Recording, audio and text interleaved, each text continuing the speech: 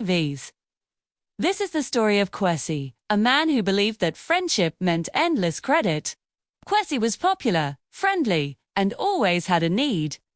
Whether it was $5 for a taxi, a quick loan to cover rent, or even borrowing your best shirt for a date, Kwesi was never shy about asking. But the problem wasn't his asking. It was his forgetting.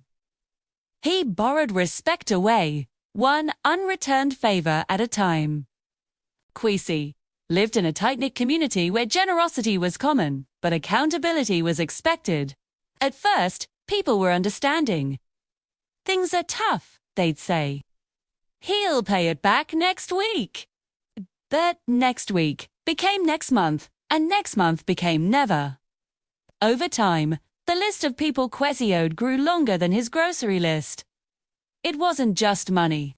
It was time, favors, due, and that feeling of being taken advantage of.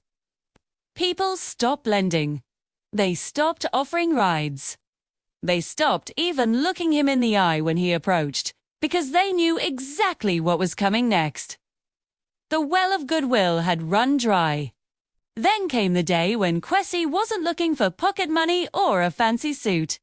He faced a genuine emergency. His mother needed urgent, life-saving medication. And he is short of the funds. This was a real crisis, the kind where you drop everything for a friend. Kwesi rushed to his neighbors, the people he had spent years interacting with. He went to his best friends, the ones whose clothes he'd worn and whose money he'd promised back countless times. But the answers were cold, polite, or non-existent. "Sorry, Kwesi," one friend mumbled, looking at the ground. "I just don't have it right now." Another simply changed the subject or didn't answer his calls. Kwesi realized, with a heavy, painful clarity, that he was utterly alone.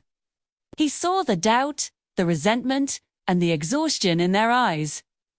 His years of small betrayals had accumulated into a mountain of distrust that now stood between him and the help he desperately needed.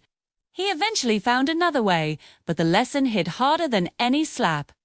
Trust is wealth, and unlike money, once you spend it carelessly, it's almost impossible to earn back. Kwesi had treated his friend's trust like an endless, disposable resource, and when he truly needed it to save him, he discovered he had already bankrupted himself.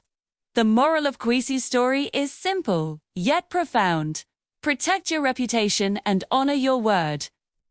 Your most valuable asset isn't what you earn, but the trust people place in you.